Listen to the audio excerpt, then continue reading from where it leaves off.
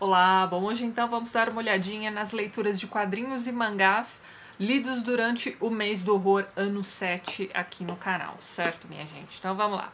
Vou começar pelo único mangá que eu li este mês, e foi essa coisa assustadora chamada Fragmentos do Horror, do Junji Ito. Junji Ito este que já me deu muitos pesadelos durante a minha leitura de Uzumaki, isso lá pelos idos de 2013 ou 2014, sei lá, gente. No vídeo de quadrinhos e mangás de um desses 2 anos, eu comento com vocês o Uzumaki, e sério, aquilo é assustador e é inacreditável a forma como ele faz você ficar com medo de uma forma geométrica, no caso lá, né, uma espiral.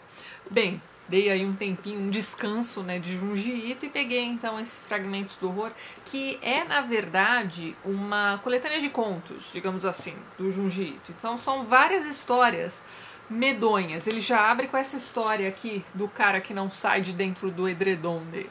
O futon, na verdade, né? Gente, é uma história medonha. Quando a gente descobre por que ele não sai debaixo desse futon, é um... enfim... é aquele tipo de coisa que só o Junji Ito faz por você, entendeu? São histórias de terror absolutamente esquisitas. Depois tem a história daquela casa japonesa, que é uma casa super tradicional, então você tem a visita de uma aluna de arquitetura, né? Ela é muito interessada naquela casa tradicional japonesa e tudo mais, e dentro dessa casa vivem apenas o pai e a filha, né? Os herdeiros da casa. E eu sei que essa mulher se autoconvida para ficar morando ali durante um tempo e estudando toda a arquitetura do lugar, enfim, ela vai se enfiando dentro dessa família, acaba se casando com o pai e tudo mais, e quando você descobre o motivo pelo qual ela tanto se interessa por essa casa, é um negócio tão absurdo que, olha, e assim, esse mangá, ele vai em progressão. Vou tentar mostrar aqui algumas imagens pra vocês, sem dar muitos spoilers, né? As histórias são curtinhas.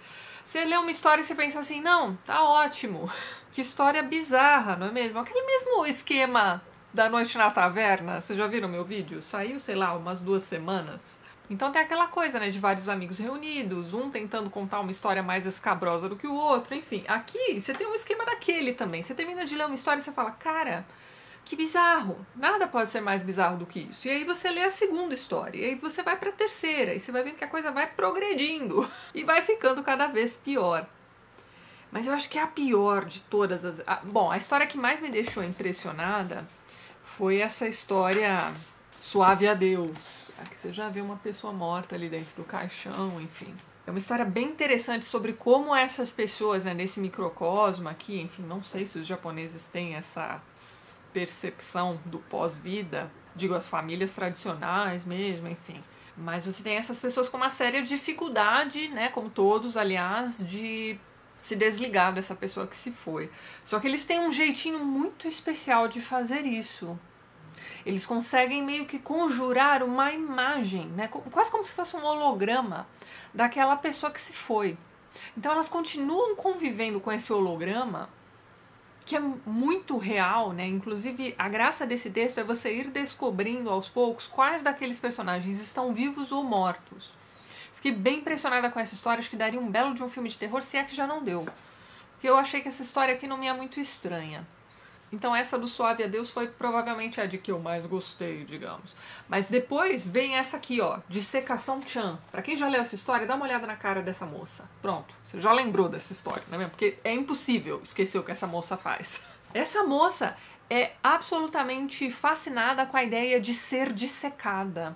Então sabe o que ela faz? Ela se enfia nos sacos de corpos a serem dissecados nessa faculdade de medicina lá no Japão, enfim.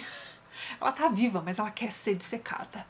Sei que, olha, poucas coisas conseguem ser mais bizarras do que isso. Mas aí você vai, né, pensando assim, poxa, tá bom já de bizarrice, não é mesmo? Aí você chega nessa aqui que, na minha opinião, é disparada a pior história deste mangá. Essa aqui, ó, Pássaro Negro. Você aí que já leu esse mangá, tá lembrado dessa história? Cara, que coisa tenebrosa. Essa também me deixou um pouco impressionada, inclusive o pesadelo que eu tive, né, depois de ler esse mangá, tinha a ver com essa história do Pássaro Negro. Gente, olha, sério, pra você aí que é uma pessoa impressionável, talvez você deva ler isso aqui de manhã, Aliás, foi o que eu fiz e mesmo assim eu fui acometida por um belo de um pesadelo no fim do dia, certo? Mas ainda assim é um mangá que eu recomendo para quem gosta dessas histórias de terror japonesas que são sempre espetaculares. Teve uma época em que os filmes de terror japoneses ficaram bastante em evidência e tal, fizeram bastante remakes também em Hollywood, né, de alguns desses filmes japoneses, como por exemplo O Grito, O Chamado, e vários outros vieram nessa esteira também. Mas agora já faz um tempo que eu não ouço falar de cinema de terror japonês. Não sei nem como é que anda. Se vocês souberem notícias, tiverem algum pra indicar, ou algum outro mangá horroroso como esse aqui. Horroroso, porém bom, tá? Deixem aí nos comentários pra gente, por favor. Depois eu li esta coisa espetacular que eu ganhei de presente da Ju Fiorese já fazia bastante tempo. Eu estava guardando para algum mês do horror e acabei pegando para ler neste mês. Então, Ju, muito obrigada mais uma vez. Enfim, ela me mandou então o Black Hole, do Charles Burns. Gente, que HQ espetacular. Essa é uma HQ sobre um grupo de jovens nos anos 70, talvez final dos anos 70, começo dos 80, enfim. Essa época aí.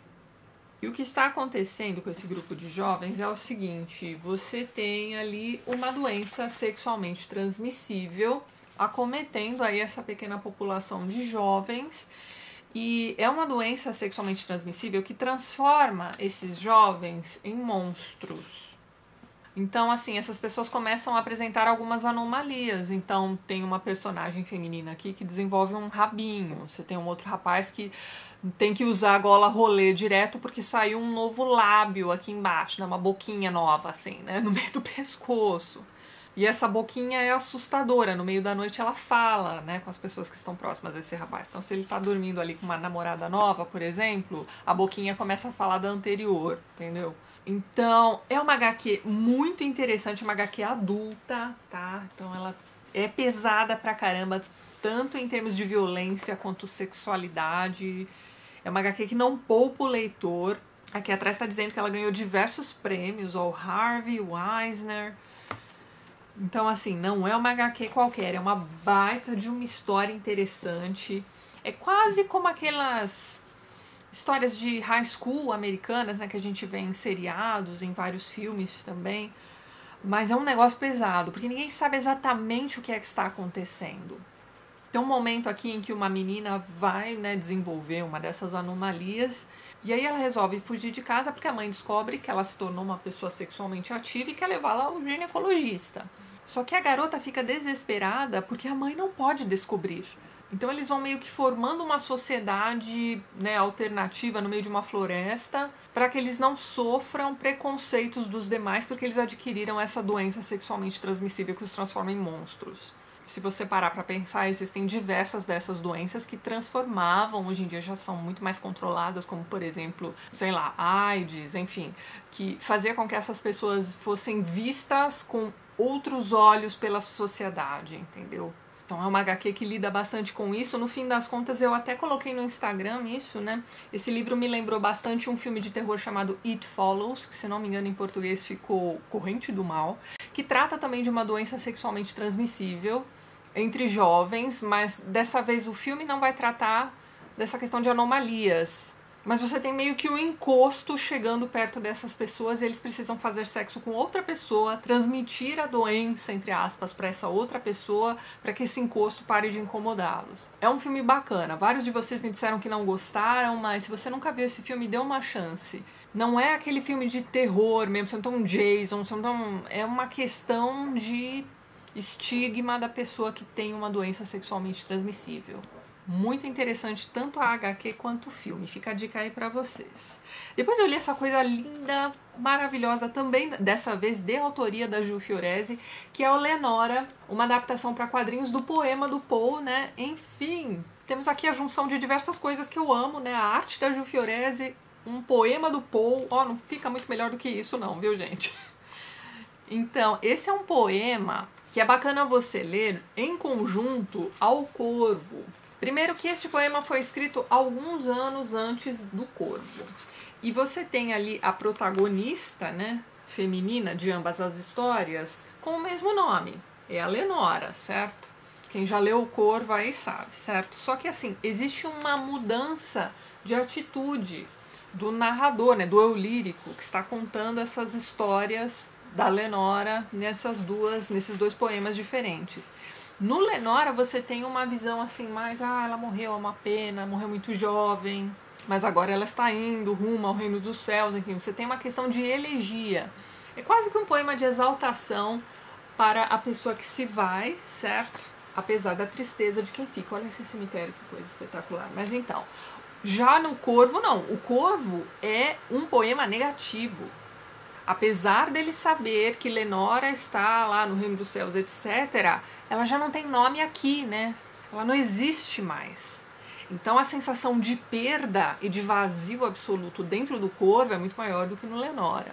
Então aqui no Lenora, a Ju fez uma parceria ali com o Pedro Morhalem, ou Morhalem, espero não estar errando tanto assim o sobrenome do tradutor, mas ele fez a tradução do poema do Poe, que é aquilo, né? Se você já conhece meu canal há um certo tempo, você sabe que eu tenho um pé atrás enorme com relação à tradução de poesia. Para mim, na minha opinião, de estudante de tradução, inclusive, para quem não sabe, eu sou formada em tradução e interpretação, não dá para considerar tradução de poema tradução. Para mim, aquilo ali é no máximo uma outra versão, porque se perde tanta coisa ao longo do caminho, desde a sonoridade, o ritmo, você vai perder sentido também, então você tem que fazer algumas escolhas, né, quando você vai traduzir uma poesia. Você quer ser fiel ao que está escrito ali ou você quer usar a mesma métrica, a mesma sonoridade? Esse é só um exemplo de escolhas que você precisa fazer. E tem um texto muito interessante aqui, no finalzinho, em que o tradutor vai explicar direitinho como é que funcionaram as escolhas que ele fez. Isso aqui eu achei espetacular. Depois tem também um textinho da própria Ju Fiorese contando como ela entrou em contato com a obra do Poe, como ela decidiu então fazer essa adaptação em quadrinhos para este poema especificamente. Olha, tá a coisa mais primorosa. Fiquei muito feliz de ter participado da campanha do Catarse. A Ju não é uma quadrinista iniciante, ela já tinha publicado o Clara Carcossa no ano passado, eu comentei com vocês também por aqui, mas o Lenora tá demais, gente, tá um brinco. Então, para quem gosta de Poe, para quem gosta do trabalho da Ju, eu vou deixar todos os contatos dela lá embaixo. Como o meu eu recebi por ter participado do Catarse, eu não sei se é fácil de encontrar em alguma loja, se ela ainda tem alguns exemplares para vender, enfim. Vou deixar todos os links dela na descrição do vídeo. Coisa linda, Ju, parabéns, viu? Aí na sequência eu li uma HQ que pra mim pelo menos não funcionou, gente. Foi uma pena porque eu amei tanto o primeiro volume de Beasts of Burden, mas esse segundo volume aqui foi meio meh. E assim, não tem nada a ver com a troca de ilustrador, né? O primeiro foi feito pela Jill Thompson, esse aqui foi feito por um outro rapaz chamado Benjamin Dewey, e assim, não, os quadros continuam, né, com aquela pegada de aquarela, enfim, não senti tanta diferença assim das ilustrações do primeiro volume para esse segundo. Para mim o problema foi o roteiro, as histórias são chatas, aliás aqui você tem praticamente uma história só, né, como fio condutor aqui dos diversos capítulos, são 4 se eu não me engano, mas é uma história meio meh, assim, entendeu? E os personagens cachorros, que são os mais legais do mundo, estão meio chatocos aqui. Então, assim, o primeiro tinha várias piadinhas, tinha vários easter eggs. Esse aqui, não sei o que houve, mas se tinha alguma piada aqui, eu não entendi. Então, assim, se é que elas existem aqui nesse segundo volume, para mim elas não funcionaram. Então, não sei, esse segundo volume aqui de Beasts of Burden não me convenceu. Achei a história bem chata, eu me arrastei bastante na leitura.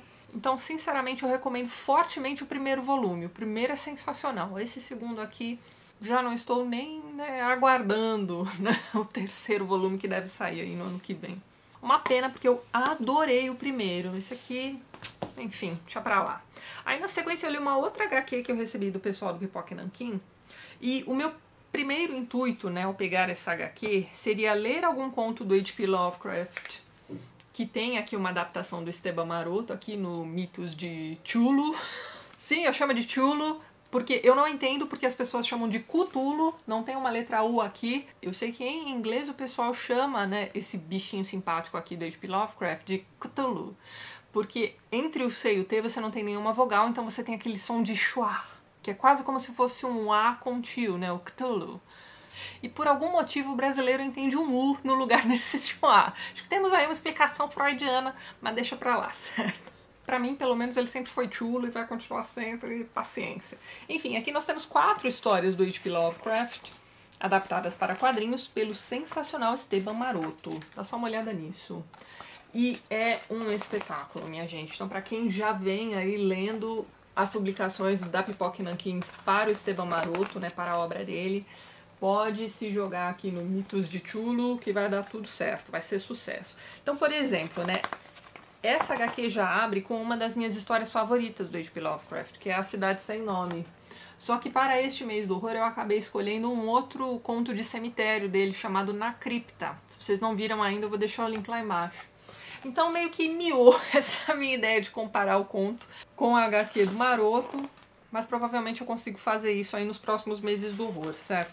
Então é isso, abre com A Cidade Sem Nome, que aí você tem aquela coisa espetacular desse viajante encontrando no meio do deserto essa cidade antiquíssima que não está no mapa, enfim, ela não tem nome, e ele vai descobrir algumas coisas bem interessantes nos subsolos dessas catacumbas, e é ali provavelmente o primeiro conto em que você tem ali essa mitologia cósmica do H.P. Lovecraft nascendo aqui a partir desse conto. Então eu já achei bem interessante o Maroto ter começado pela Cidade Sem Nome. E aí, na sequência, você tem algumas outras histórias, como, por exemplo, essa aqui, O Cerimonial, que eu achei muito interessante, mas eu não li ainda a história do H.P. Lovecraft. Depois você tem aqui o Mitos de Cthulhu. Então você tem aqui o Horror de Argila, depois você tem, cadê? O Relato do Inspetor Legrasse. Enfim, prato cheio para quem gosta de H.P. Lovecraft. Os desenhos do Maroto são espetaculares. Você tem ali trechos da obra mesmo de H.P. Lovecraft colocado ali nos balõezinhos. E fica a dica aí para quem já conhece a obra do Lovecraft. Acho que vocês vão aproveitar bastante essa HQ. Então foi isso. Acabei não vendo nenhuma série de terror aqui para indicar para vocês esse ano, mas eu vou indicar o especial de Halloween que o Stuckmann está fazendo no canal dele. Se vocês não conhecem o Chris Stuckmann, acho muito difícil porque o canal dele é muito antigo. Quando eu comecei, o Stuckmann já tinha um canal, que não é esse de agora, mas ele já fazia movie reviews, enfim. Então é um canal de filmes muito antigo aqui no YouTube, mas enfim, ele costuma fazer também esses especiais de terror, só que para filmes. E esse mês ele deu diversas dicas de filmes interessantíssimos, inclusive alguns bem difíceis de encontrar, como por exemplo um que a gente viu ontem à noite, me deixou bastante impressionada, chamado Lake Mungo. Inclusive tive ali um certo pesadelo por causa deste filme também. Pois é, né? Provavelmente dormindo eu tenho ali uma mentalidade de 12 anos de idade, vai saber, não é mesmo? Então lá embaixo eu vou deixar o link pro canal dele e também pra resenha que ele fez desse filme Lake Mungo pra vocês darem uma olhadinha. Fica a dica aí pra vocês, certo? Então é isso, vou ficando por aqui, no mês que vem eu volto à programação normal aqui no TLT, e se vocês tiverem outras dicas de HQs e mangás, principalmente de terror, deixem pra gente nos comentários. No ano que vem eu volto com mais histórias de terror aqui pra vocês, e é isso. Vejo vocês nos próximos vídeos do canal, um beijo grande e até mais.